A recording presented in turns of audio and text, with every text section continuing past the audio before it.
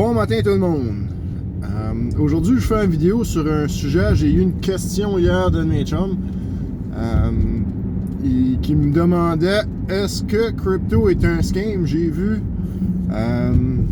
aux nouvelles qui disaient que les cryptocurrencies étaient une arnaque. Ce que j'ai à répondre là-dessus, oui, il peut en avoir. On l'a vu la semaine passée avec Terra Luna puis UST.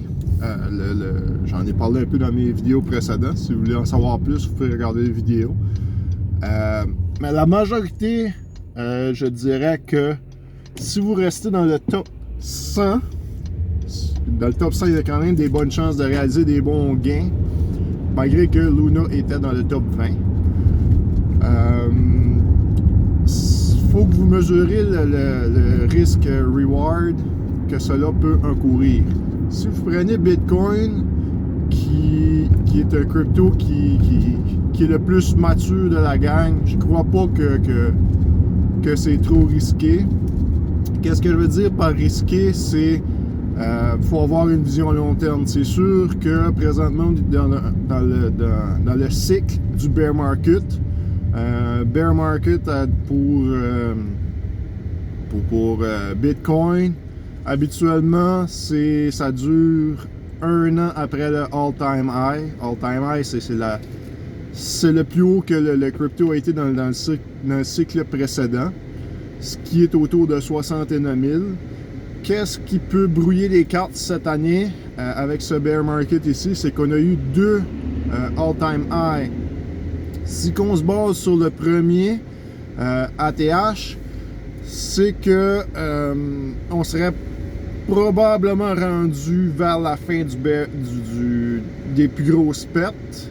Mais vu qu'on a eu deux all-time highs similaires avec les mêmes rendements à presque 6 mois d'intervalle, c'est là que ça peut brouiller les cartes parce qu'on peut en faire un cas et dire le bottom n'est pas in encore, il y a encore de la place au crash. Si on se fie à un autre historique, Bitcoin, habituellement dans le bear market, peut retracer jusqu'à 85% du all-time high, ce qui nous emmènerait autour de entre 10 et 13 000 US. Présentement, Bitcoin, ça fait une semaine qui range entre 29 000 et 31 000. Donc, si on se fie à cette matrice-là, il y a encore de la place à descendre. Si on parle des autres cryptos pendant le bear market de Bitcoin, parce qu'ils sont tous plus ou moins liés à Bitcoin, tu peux voir des pertes jusqu'à 95% de la valeur de ton crypto. Ça représente une excellente opportunité d'acheter à rabais, mais de nos côtés, c'est que tu achètes aujourd'hui, mettons 100$ de crypto, tu te réveilles le lendemain matin, oh, ça a baissé 10, 15, 20%, là, tu paniques. Faut que tu aies les nerfs solides, tu aies une vision à long terme. Tu peux pas aujourd'hui acheter du crypto puis espérer faire un gain de 30-40% overnight comme avant ça pouvait se réaliser, là. Donc si tu es patient, tout de suite pourrait être un bon temps d'accumuler, mais il faut être conscient que ça peut descendre encore. Il faut être conscient que le cycle est un cycle de 4 ans. Habituellement, la dernière année du cycle, qui devrait être en 2024, que ça ne sera pas la dernière année, mais le halving. Le halving, c'est quand que les Bitcoin miners le récompense pour miner des blocs est coupé de moitié. Habituellement, c'est le halving qui trigger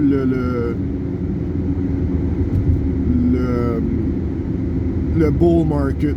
Pourquoi? C'est parce que les miners qui créent le Bitcoin, qui vont extraire le Bitcoin pour créer des nouveaux blocs pour authentifier des transactions.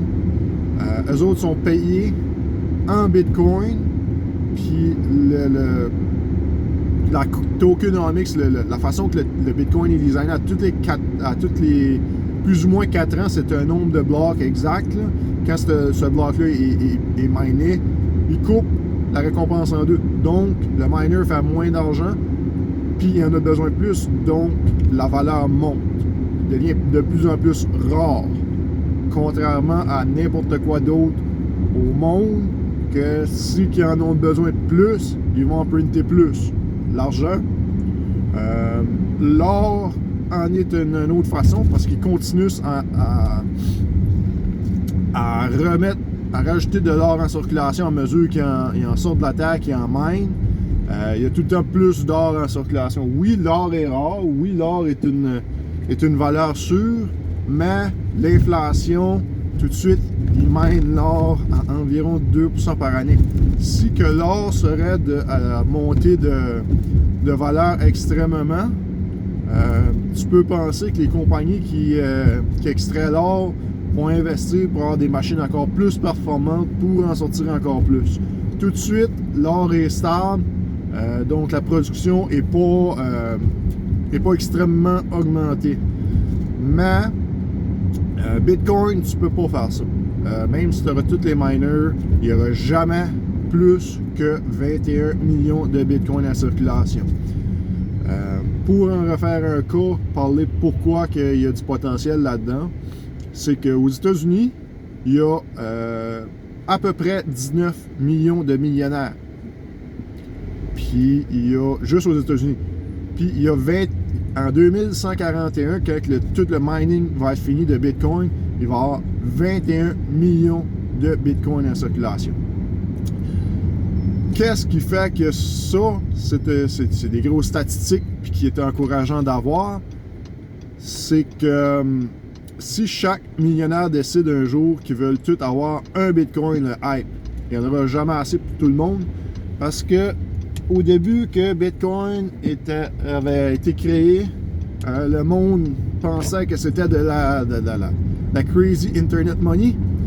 Donc, il achetait, il mettait, mettons, c'était 9 cents pour un Bitcoin. Il allait, puis il mettait, mettons, 100$. Hey, j'ai 100$. C'est quoi, j'en parle de 100$? Dans ce temps-là, c'était pas comme aujourd'hui avec les Centralized Exchange. Il fallait que tu aies ton propre wallet avec ta seed phrase. Ce qui fait qu'il était extrêmement dur à se rappeler. Presque personne ne pouvait se rappeler dans sa tête des 13 mots pour leur seed phrase. Si tu ne l'avais pas écrit ou que tu as perdu ta seed phrase, tes bitcoins sont perdus et seront jamais réutilisés. Les estimations du nombre de bitcoins dormants sont environ de 8 ou 9 millions qui sont considérés comme perdus. Donc, ça vient de rapetisser le supply. Tout de suite, on a environ 18 ou 19 millions de Bitcoin en circulation. Donc, environ 8 à 10% du nombre total de Bitcoin en circulation est considéré comme perdu ou dans un wallet dormant plus que 12 ans.